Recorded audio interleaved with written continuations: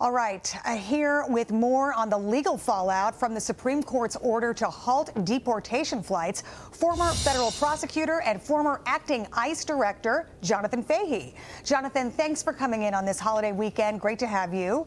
Want to ask you right off the bat about this midnight Supreme Court decision and what this does to the administration's plans to deport these illegal immigrants. This has got to be a blow to the White House, no?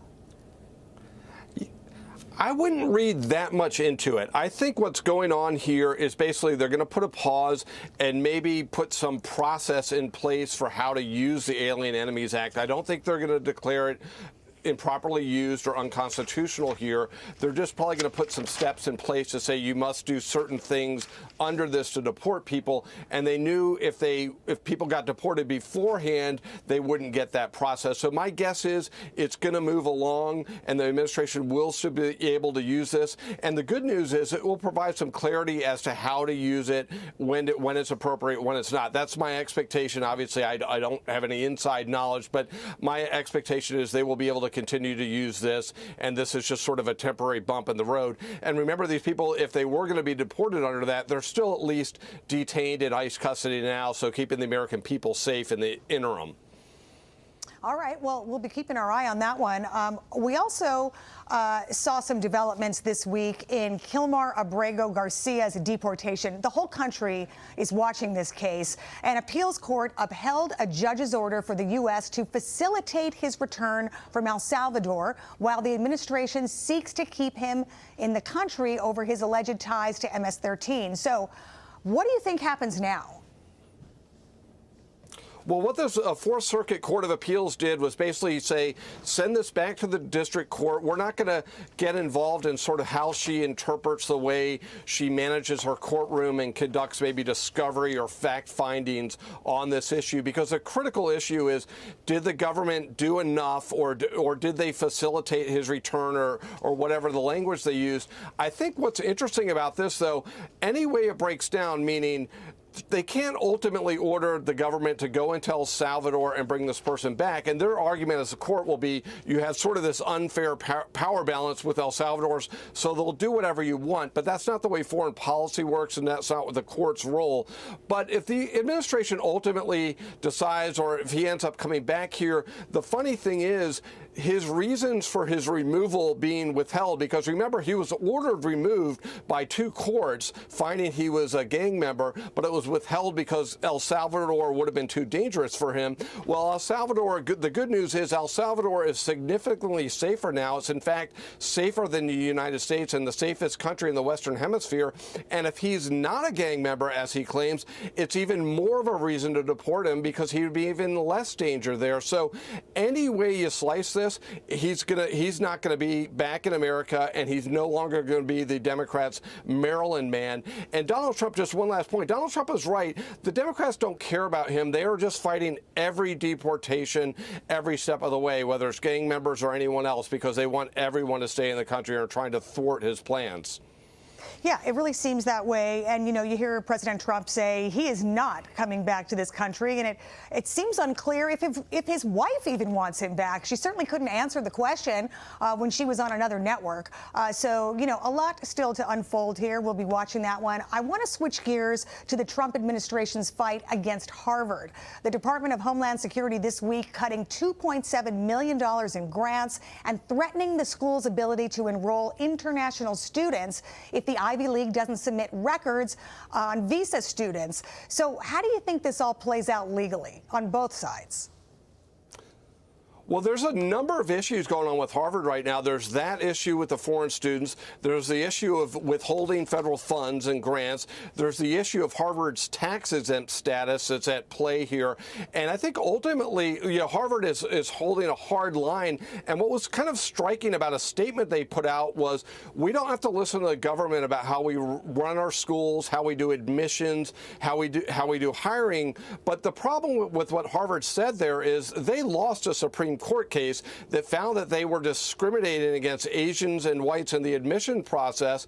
And if they're basically saying we don't have to follow that, and I think they didn't feel like they had to follow it under the Biden administration, that's a problem. And the administration has a responsibility to find out if they're in fact following the Supreme Court's rule and not just sort of obfuscating the way they do their admissions. But on the foreign students, it's also something that's important, because if these foreign students are coming in and disrupting the school or promoting, foreign terrorist organizations or things like that, our Department of Homeland Security has a responsibility to make sure that's not happening and they're not coming in there, and that the students at Harvard are safe from people that are promoting, foreign terrorists. They shouldn't have to go to school with that. So there's a lot of issues at play, but Harvard looks like they want to fight a hard line on it, but I don't think they really have a moral standing on a lot of these issues. And the legal standing is quite iffy, particularly on this tax-exempt status, because the last time a university lost this was based on discrimination. It was Bob Jones University that outlawed interracial dating or forbid it, and they lost tax-exempt status. Harvard's case isn't as egregious, but if they don't adopt to the Supreme Court ruling, they may have, in fact, the same problem.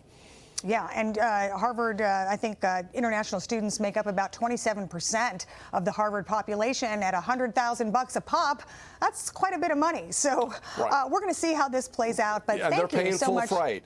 Yeah, they are. Those kids are paying full price for sure. Thank you so much, Jonathan Fahey, for coming in today. Have a great weekend. I'm Steve Ducey. I'm Brian Kilmeade. And I'm Ainsley Earhart. And click here to subscribe to the Fox News YouTube page to catch our hottest interviews and most compelling analysis.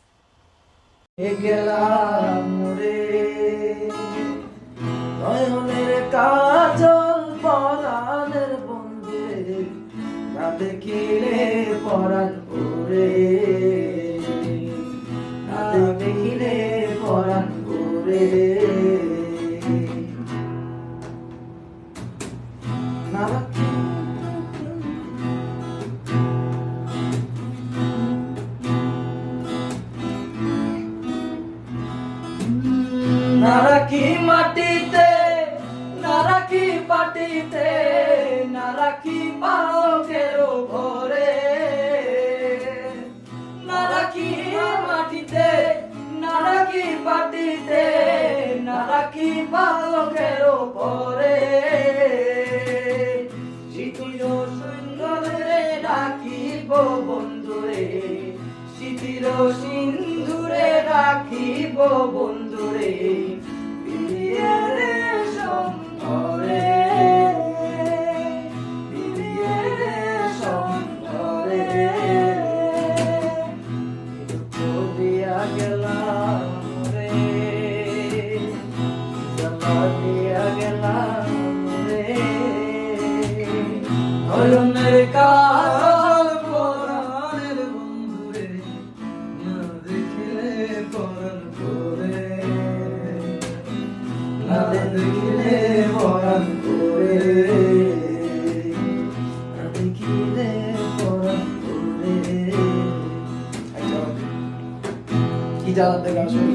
বন্ধু পরবাসী পরে ঘরে আসি এত ঘুমে কেন ধরে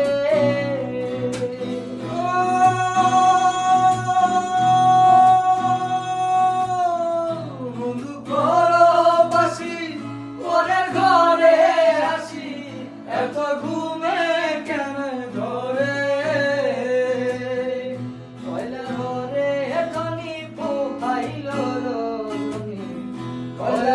করে ধমি ফুয়াইল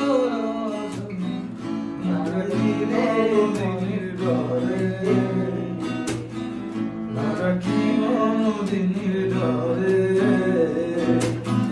কি জ্বালা দিয়া গেলাম রে নয়নের কাজল পরাণের বন্ধুরে নারাকিলে পরাণ করে দেখিলে পরাণ করে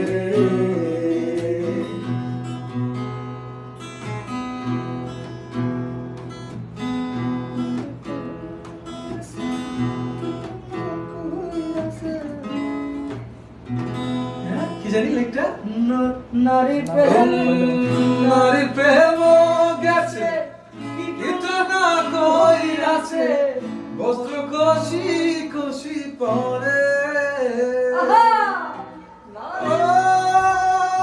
নারী প্রেম গেছে কিন্তু না কইরাছে বস্ত্র কষি কষি পরে কহে আসকো হরালি সাধু শত জানি কহে আসো হরালি কহে আসকো হরালি সাধু শত জানি উদাসী বানাইলো মোরে উদাসী বানাইলো মোরে কি জ্বালা দিয়া গেলাম মোরে